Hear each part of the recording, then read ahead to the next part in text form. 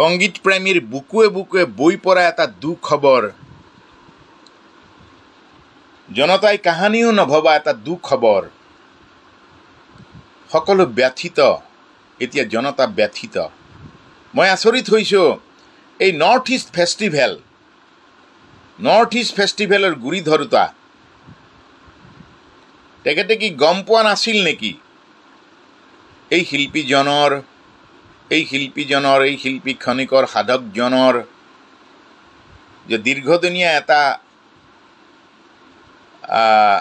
ৰোগত আক্ৰান্ত এই ব্যক্তিজনক কেনেধৰণেৰে কেয়াৰ কৰিব লাগে, কেনেধৰণেৰে প্ৰতিটো সময়ত তেওঁক হাইপাৰ টেনশ্যন থকা ব্যক্তি এজনক কেনেধৰণেৰে সহায় সেৱা আগবঢ়াব লাগে তেখেতৰ খবৰ নাছিল। আৰু আচলতে মই ভাবোঁ যে নৰ্থ ইষ্ট ফেষ্টিভেলটো কি এই অসমৰ, এই পূৰ্বাঞ্চলৰ 7খন ষ্টেটত কি পতাৰ উপযুক্ত নহয় নেকি? এবাৰ বাৰু অসমত পাতিছে মই জনামতে। তো শ্বিলঙততো পৃথিৱীৰ ডাঙৰ ডাঙৰ শ্ব'বিলাক হয়, অৰুণাচলত হৈছে, ঠিক আছে, তালৈ লৈ গৈছে, ভাল কথা, বিশ্বমুখী চেতনাৰে লৈ গৈছে। কিন্তু যিয়ে ৰিপ্ৰেজেণ্ট কৰিছে দায়িত্ববোধেৰে, তেওঁৰ প্ৰতি আয়োজক সমিতিৰ সেই সচেতনতা ক'ত? কোনোতো জনতাই দেখা নাপালে। মই আচৰিত হৈছোঁ, মই দুখিত, দুখ লাগিছে।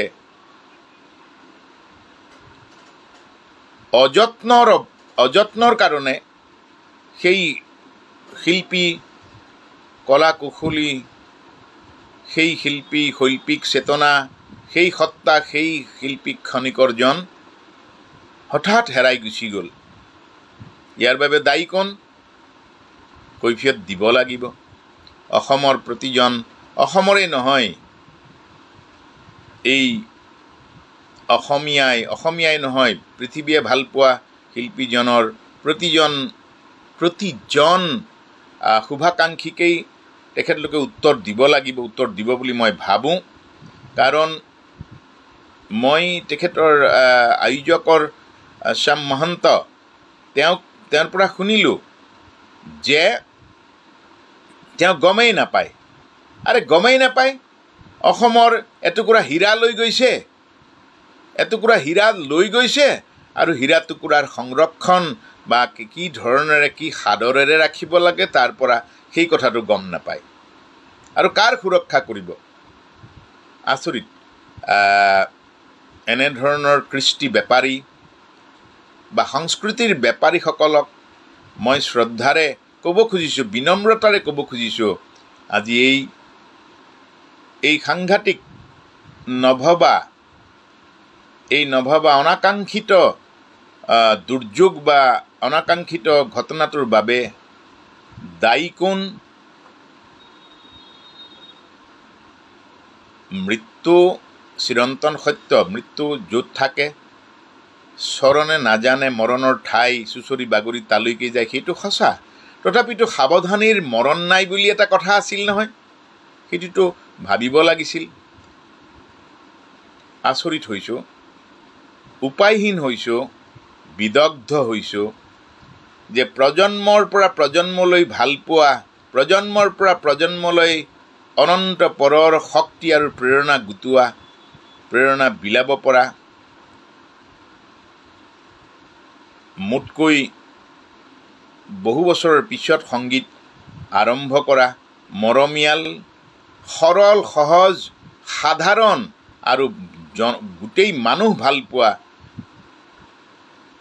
শিল্পী খনিকৰজন, তেওঁক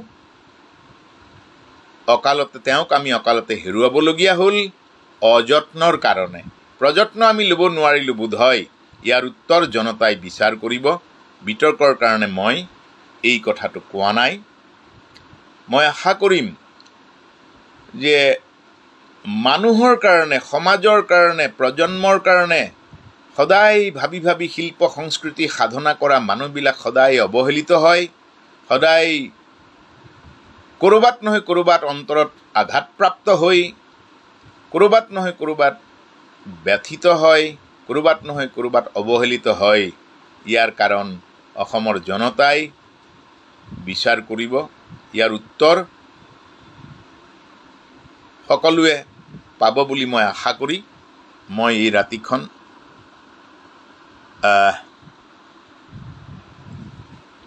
সেই হাঁহিয়াল, সেই মৰমীয়াল আত্মা, মোৰ মৰমৰ, অতি মৰমৰ আছিল। বৰ কম সময় আমি লগ পাওঁ। তেওঁৰ আত্মাৰ সদ্গতিৰ প্ৰাৰ্থনা জনাইছোঁ।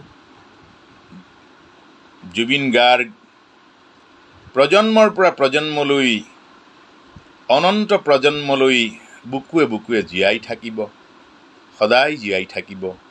মানুহে তেওঁক এতিয়া আজিতকৈ বেছিকৈ জীয়াই ৰাখিব, সেয়া মোৰ নিশ্চিত বিশ্বাস আৰু মই আশা কৰিছোঁ, মই কামনা কৰিছোঁ তেখেতৰ আত্মাক যাতে ভগৱন্তই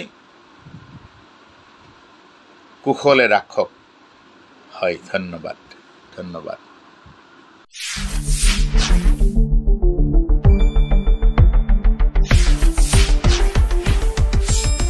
শুদ্ধ আৰু বিস্তৃত বাতৰিৰ বাবে চাই থাকক নিউজ ডেস্ক ৰিপৰ্ট।